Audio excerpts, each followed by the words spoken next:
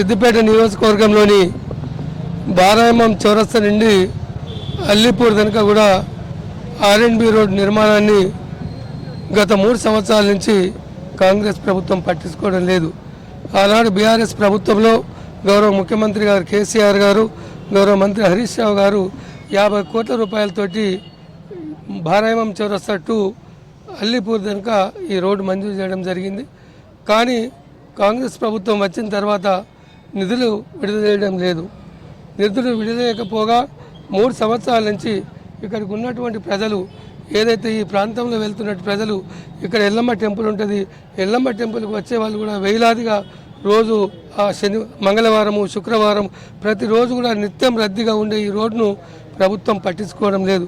అందుకే ఈనాడు నిరసన కార్యక్రమం తెలియజేయడం జరిగింది.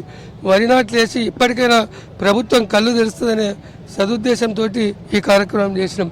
ఇప్పటికైనా గౌరవ ముఖ్యమంత్రి గారు రేవంత్ రెడ్డి గారు సిద్దిపేట మీద ఉన్నటువంటి ద్వేషాన్ని తగ్గించుకొని, పగను తగ్గించుకొని ఈ రోడ్డు నిర్మాణాన్ని త్వరలో నిధులు మంజూరు చేసి, నిధులు విడుదల చేసి ఈ రోడ్డు నిర్మాణం చేపట్టాలని కూడా ఈ సందర్భంగా కోరుతా ఉన్నాం.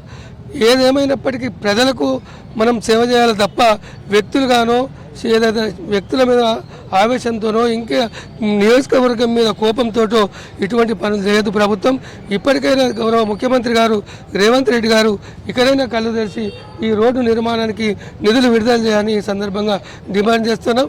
ఒకవేళ లేని పక్షంలో ఈ వారం 10 రోజుల్లో విడుదల కాని పక్షంలో మరింత ఈ ఉద్యమాన్ని తీవ్రతం చేసి ధర్నా కూడా చేయడం జరుగుతుందని కూడా ఈ సందర్భంగా తెలియజేస్తూ, తప్పకుండా నిధులు విడుదల చేస్తారని ఆశిస్తూ, ఈ కార్యక్రమాన్ని తప్పక ముఖ్యమంత్రి గారు చూస్తారని కూడా ఆశిస్తూ విడుదల చేయాలని కోరుతా ఉన్నాం.